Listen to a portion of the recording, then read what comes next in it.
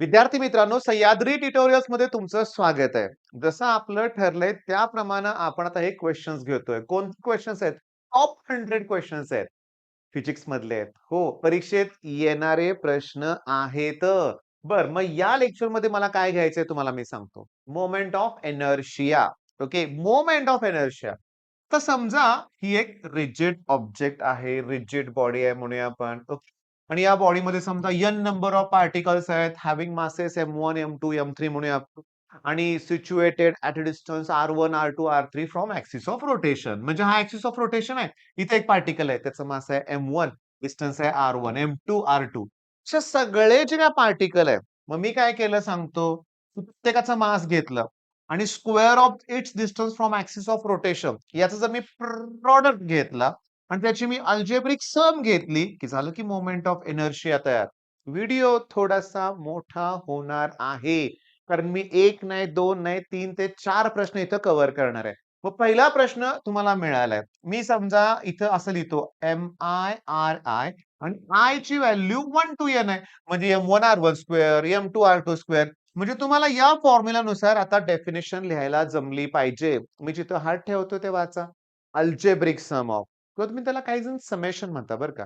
मग algebraic sum of product of mass of each element and square of its distance from axis of rotation म्हणजे moment of inertia. बर, mass unit काय येणार आहे? KG. डिस्टन्सचा square म्हणजे metre square म्हणजे dimensions काय येणार? MLT जर मी विचार केला. सेकंद नाही आहे म्हणजे T रेस टू 0 येणार. किलोग्रॅम आहे म्हणजे M raise to 1. Metre square 1 to 0 असे त्याचे डायमेन्शन्स येतील. मग चला, हा 2 मार्काचा पहिला प्रश्न. Define moment of inertia, give SI unit आणि डायमेन्शन. बरं, तर नेक्स्ट क्वेश्चन काय? सांगतो ना तुम्हाला. आता समजून घ्या. सुरुवात करूया आपण रिंग पासून. कशापासून? रिंग. आणि हा इथून सेंटर मधून ऍक्सिस जातोय. हा सेंटर आहे. ठीक आहे. इथं डॉट डॉट थोडं काढतो. बघा, रिंग साठी सेंटर मधून जर ऍक्सिस जात असेल तर मोमेंट ऑफ इनर्शियाचा फॉर्म्युला असणार आहे mr स्क्वेअर. तर mr square VSA, very short answer question. त्यात असे प्रश्न विचारले गेलेले आहेत. State the formula for moment of inertia of a ring is passing through centre आणि परपेंडिक्युलर टू इट्स प्लेन. बरं का रे बाळांनो. बर, आता इथं मी घेतोय डिस्क. आता बघा, तिकडं कोण आहे सांगा? रिंग. इकडं कोण आहे सांगा? डिस्क. मग डिस्क साठी मोमेंट ऑफ इनर्शियाचा फॉर्म्युला त्याच्या हाफ म्हणजे mr स्क्वेअर बाय 2. इकडे रिंग साठी mr स्क्वेअर, इकडे mr स्क्वेअर बाय 2. ओके. बर, आता ऍक्सेस पासिंग थ्रू डायमीटर जर असेल, चला त्याला आपण आयडी म्हणूया आपण. डायमीटर मधून जर ऍक्सिस पास होत असेल, तर त्या केसमध्ये मोमेंट ऑफ इनर्शियाची व्हॅल्यू जी येते ते याच्या हाफ असते. सेंटरला व्हॅल्यू किती आहे? mr square. त्याच्या हाफ म्हणजे किती होणार? mr square by 2. बर, मग मला सांगा, डिस्क साठी जर डायमीटर मधून ऍक्सिस पास होत असेल, तर मोमेंट ऑफ इनर्शिया सेंटरला जी व्हॅल्यू असते त्याची हाफ होणार. मग सेंटरला mr स्क्वेअर बाय 2 आहे, त्याचा अजून हाफ करा, mr स्क्वेअर बाय 4 येणार. किती फॉर्म्युले झाले? 4 झाले. तिकडचे 2, इकडचे 2. बर, आता लिहून घेताय ना तुम्ही? लक्षात घ्या. मी तुम्हाला फॉर्म्युल्याची लिस्ट देत नाहीये नुसतं. हे PYQ आहेत, हेही लक्षात घ्या. तुम्हाला फॉर्म्युले विचारतात. सिंपल. डिस्कचं मास देतील, डिस्कची रेडियस तुम्हाला देतील आणि मोमेंट ऑफ इनर्शिया विचारतील. पण ऍक्सिस कुठून पास होतो हे इम्पॉर्टंट आहे. बर, याच्यानंतर मी तुम्हाला काय देतोय बघा. IO equals to IC plus M into H square.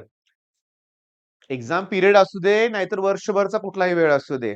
जर वायटी स्टुडिओ हे जे ऍप्लिकेशन आहे, ते जर मी थोडंसं सर्च केलं, तर माझ्या लक्षात येतं, की माझा 4 ते 5 वर्षापूर्वीचा एक व्हिडिओ आहे. पॅरलल ऍक्सेस थेरम, की तो टॉप 10 मध्ये असतोच. म्हणजे तुम्हाला आज काय करायचंय, की या लेक्चरमध्ये तुम्हाला पॅरलल ऍक्सेस थेरमचं प्रूफ करायचंय. कशाचा वापर करणार? YouTube वरून आपलं लेक्चर तुम्हाला बघायचं आहे, लक्षात घ्या. बर, स्टेटमेंट काय? Moment of inertia about any axis. बघा, moment of inertia about any axis is equal to, म्हणजे मी तुम्हाला काय शिकवतोय? फॉर्म्युल्यावरून वाक्य तयार करायला जमलं पाहिजे. Moment of inertia about any axis is equal to sum of moment of inertia about a parallel axis passing through center of mass and product of mass and square of distance between axes. मी तुम्हाला सांगू का, मी बघितलेत मुलं एक एक तासभर पाठ करत बसतात स्टेटमेंट. ते लिहिताना चूक करतात. अरे पाठ नाही करायचं, हे दिसतंय ते लिहूया ना आपण. हा कुठला ऍक्सिस आहे? ज्या ठिकाणी मला मोमेंट ऑफ इनर्शिया काढायचे आहे. मग ते काढताना मला काय करावं लागतं, की एक पॅरलल ऍक्सिस घ्यावा लागतो, पण तो सेंटर ऑफ मास मधून पास व्हायला पाहिजे. आणि एक प्रॉडक्ट घ्यायला लागतो कशाचा? मास आणि square of the distance between two parallel axes. मग करा स्टेटमेंट तुम्ही. बरं याचं ॲप्लिकेशन घेऊया ना आपण. चला मगाशी मी रिंग काढली होती आणि आठवा बघू. आत्ताच काढलं होतं आत्ताच. रिंगसाठी जर सेंटर मधून जात असेल त्याला मी आयसी म्हणणार आहे आणि व्हॅल्यू काय होती रे बाळांनो? M-R square. आता पॅरलल ॲक्सिस थिअरमचं ॲप्लिकेशन वापरून मला काय करायचंय? टॅन्जंटसाठी मोमेंट ऑफ इनर्शिया काढायची आहे. ज्याला मी आय-ओ म्हणणार आहे. काय म्हणणार आहे? आय-ओ. बरं हा जो टॅन्जंट या ॲक्सिसला पॅरलल आहे की नाही? बरं हा ॲक्सिस सेंटर ऑफ मास मधून जातोय की नाही? सेंटर ऑफ मास हा ऑब्जेक्ट वरतीच असला पाहिजे असं काही नसतं बरं का, लक्षात घ्या. सेंटर ऑफ मास ऑब्जेक्टच्या बाहेर सुद्धा येऊ शकतो, जसं की रिंगसाठी आहे. बरं ऐका ना, सगळ्यात इम्पोर्टंट आय-ओ इक्वल्स टू फॉर्म्युला काय होता? आय-सी. आय-सीची व्हॅल्यू कोण आहे? एम-आर स्क्वेअर आहे. प्लस एम इंटू 2 ऍक्सिस मध्ये असणारं डिस्टन्स. या 2 ऍक्सिस मध्ये आर एवढंच डिस्टन्स आहे. बघा ना. मग इथं येणार आहे परत एच व्हॅल्यू आर टाका. मग एम आर काय येणार आहे? 2 स्क्वेअर आलं. पण ऐका मी काय सांगतो ते. शांतपणे लक्ष देण्याचा प्रयत्न करा. हे जे आहे ना, हा जो टॅन्जंट आहे, तो कसा आहे तुम्हाला सांगू का? आता ही माझ्या हातात रिंग आहे समजा. हा टॅन्जंट हा सेंटर मधून ऍक्सिस जातोय, आयसी. आणि हा टॅन्जंट त्याला पॅरलल आहे. ओके. ह्या ॲक्सिसला हा टॅन्जंट पॅरलल आहे की, पण tangent perpendicular to the plane आहे. तर गोंधळतात ना मुलं. सर पॅरलल ॲक्सिस थिअरम आहे. तुम्ही तर परपेंडिक्युलर म्हणताय. अरे बघा ना, ही आता हे माझ्याकडे रिंगच आहे. माझा हात म्हणजे एक रिंग आहे समजा. पण हा ॲक्सिस त्या रिंगला टच करूनच चाललाय ना. पण हे रिंगचं जे प्लेन आहे त्याला तो परपेंडिक्युलर आहे ना. आलं का ध्यानात? बरं म्हणजे आता हे झालं. पुन्हा मी रिंगच काढतोय बरं का. पुन्हाही मी रिंगच काढतोय, पण आता मी डायमीटर घेतोय. आयडी. काय रे आयडीची व्हॅल्यू होती एम-आर स्क्वेअर बाय 2. पण आता हा जो टॅन्जंट आहे तो इन द प्लेन आहे. म्हणजे बघा आता ही डायमीटर आहे. आणि हा जो टॅन्जंट आहे तो करून चाललाय की. पण टॅन्जंट इन द प्लेन आणि हा tangent perpendicular to the plane. Tangent जर प्लेनला परपेंडिक्युलर असेल, तर सेंटरच्या व्हॅल्यूला तो सेंटरमधून जो ॲक्सिस जातोय त्याला तो पॅरलल असणार. पण टॅन्जंट इन द प्लेन असेल तर डायमीटरला पॅरलल असणार आहे. म्हणजे मला याला जर मी आय-ओ म्हटलं तर येणार आहे आयडी प्लस एम-एच स्क्वेअर. चला आयडीची व्हॅल्यू कोण आहे? M R square by 2. आयडीची व्हॅल्यू एम. 2 ॲक्सिस मधलं डिस्टन्स परत आरच आहे. म्हणजे इथं M R square by 1. Cross multiplication करा 3/2 एम-आर स्क्वेअर येणार. मग रिंगसाठी टोटल 4 फॉर्म्युले झाले. एका मार्काला एमसीक्यू मध्ये किंवा एका मार्काला व्ही-एस-ए मध्ये याच्यावरती प्रश्न येणार. आता नेक्स्ट. नेक्स्ट व्यवस्थित लक्ष द्या डिस्क. मी डिस्कला काय सांगतोय बघा, सेंटर मधून जातोय. ओके. हा टॅन्जंट परपेंडिक्युलर प्लेन आहे. डायरेक्टली सांगू का?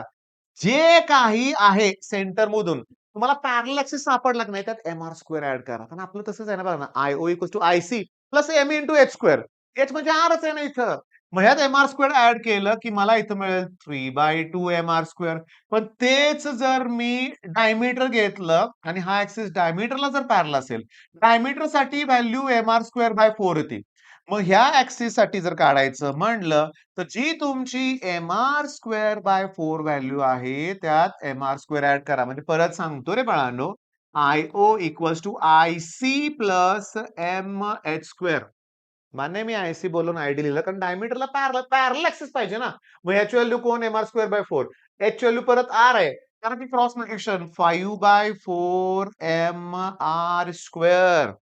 मी सांगतो मी फॉर्म्युले सगळे द्यायला लागलोय. रिंगचे झाले, डिस्कचे झाले. तुम्हाला सांगतो आता सॉलिड स्फिअर. सॉलिड स्फिअरला सेंटर मधून ॲक्सिस जात असेल त्याची व्हॅल्यू 2/5 एम-आर स्क्वेअर आहे. पाठ करायचं तुम्हाला. मग या ॲक्सिसला व्हॅल्यू किती असेल? तर एम-आर स्क्वेअर ॲड करा. क्रॉस मल्टिप्लिकेशन करा. 7/5 एम-आर स्क्वेअर येईल. 7/5 एम-आर स्क्वेअर. पण थांबा. सॉलिड स्फिअर, हॉलो स्फिअर सगळं ठीक आहे. पण सगळ्यात फेव्हरेट कुठला पार्ट आहे? तर रॉड. आता हे सगळे जे आता पॉइंट येणार आहे ना, ते अतिशय इम्पॉर्टंट आहे. रॉडच्या सेंटर मधून ऍक्सिस जात असेल तर एम-एल स्क्वेअर बाय 12. तर सीईटीत बऱ्याच वेळा आलेला प्रश्न, बोर्डच्या एक्झाम मध्ये आलेला प्रश्न ऍज इट इज पीवायक्यू तुम्ही वायलर मधून शोधा की ते विचारतील ऍक्सिस कुठून पास होतो देतील माहिती का तुम्हाला? मिडवे बिटवीन मीन आणि एक्स्ट्रीम पोझिशन. हेच कळायला पाहिजे तुम्हाला. मिडवे बिटवीन मीन आणि एक्स्ट्रीम पोझिशन. मग चला याला आय-ओ म्हणूया आपण आय-सी प्लस एम-एच स्क्वेअर. आय-सीची व्हॅल्यू ही आहे. M L square by 12 plus M. H ची व्हॅल्यू. एच म्हणजे काय? 2 ऍक्सिस मधलं डिस्टन्स. टोटल लेंथ यल आहे.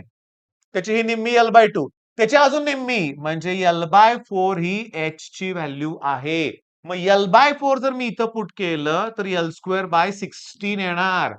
डिनॉमिनेटर मध्ये 12 आणि 16 आहे लक्षात घ्या. 12 आणि किती आहे सांगा? 16. त्याचा एलसीएम 48 आहे. मग 48 येण्यासाठी याला 4 ने मल्टिप्लाय केलं.